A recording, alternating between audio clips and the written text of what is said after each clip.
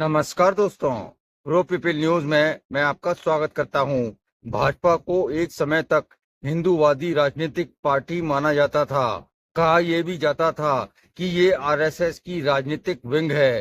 पिछले 10 वर्षों के शासनकाल में बीजेपी पर इसका ठप्पा जरूर लगा, लेकिन इतने ही वर्षों में अल्पसंख्यक समुदाय, खासकर मुस्लिमों में बीजेपी को लेकर जो डर था वो धीरे धीरे निकलने लगा है। भाजपा द्वारा अभी तक कोई ऐसा राजनीतिक निर्णय नहीं लिया गया जो अल्पसंख्यक के अधिकार से उन्हें वंचित करता हो।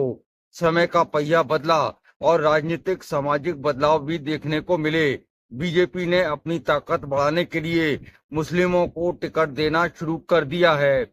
गुजरात में निकाय चुनाव में एक दो नहीं बल्कि 100 मुस्लिमों को टिकट दी गई।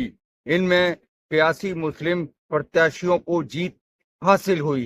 आओ सुनाओ प्यार की एक कहानी। गुजरात में बीजेपी ने इस बार मुस्लिमों को बड़ी संख्या में टिकट दी। मुस्लिमों ने भी बीजेपी को बढ़ चढ़कर वोट दिया। इससे पार्टी की ताकत काफी बढ़ गई। अभी तक मुस्लिमों को कांग्रेस का वोट बैंक समझा जाता था, लेकिन इस बार सारे राजनीतिक समीकरण पलट गए हैं। गुजरात का मुस्लिम अब बहुतायत में बीजेपी से जुड़ चुका है। यही नहीं, बीजेपी ने जूनागढ़ में अध्यक्ष और सोमनाथ में उपाध्यक्ष का पद भी मुस्लिम को सौंप दिया है। गुजरात में बीजेपी ने नगर पालिका, जिला पंचायत, तहसील स्तर पर मुस्लिमों को बड़ी संख्या में प्रत्याशी बनाया था।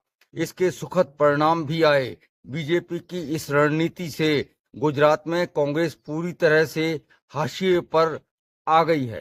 आओ सुनाओ प्यार की एक कहानी।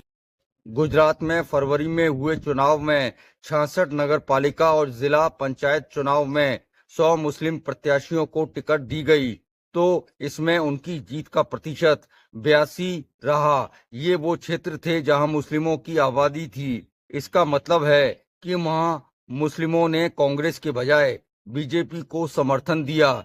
इस चुनाव की विशेषता रही कि इसमें 21 मुस्लिम प्रत्याशी निर्विरोध चुने गए। चुनाव रिजल्ट से उत्साहित होकर बीजेपी ने संगठन में मुस्लिमों को जिम्मेदारी देना शुरू कर दिया है। वर्ष 2027 में होने वाले गुजरात विधानसभा चुनाव से इसे जोड़कर देखा जा रहा है। आओ सुनाओ प्यार की एक कहानी। गुजरात पिछले एक दशक से देश की राजनीति का बड़ा केंद्र बनकर उभरा है। राजनीतिक बदलाव की दिशा देने में एक बार फिर से गुजरात आगे आया है। बीजेपी अब अन्य राज्यों में भी मुस्लिमों को अधिक संख्या में भागीदारी देने पर विचार करने लगी है।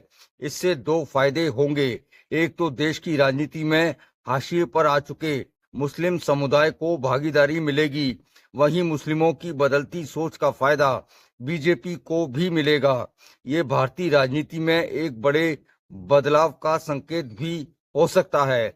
इसके दूरगामी परिणाम देखने को मिलेंगे और बीजेपी की अल्पसंख्यक विरोधी होने का आरोप भी धीरे धीरे पुरानी बात हो जाएगी। अगली बार फिर आएंगे किसी महत्वपूर्ण समाचार के साथ।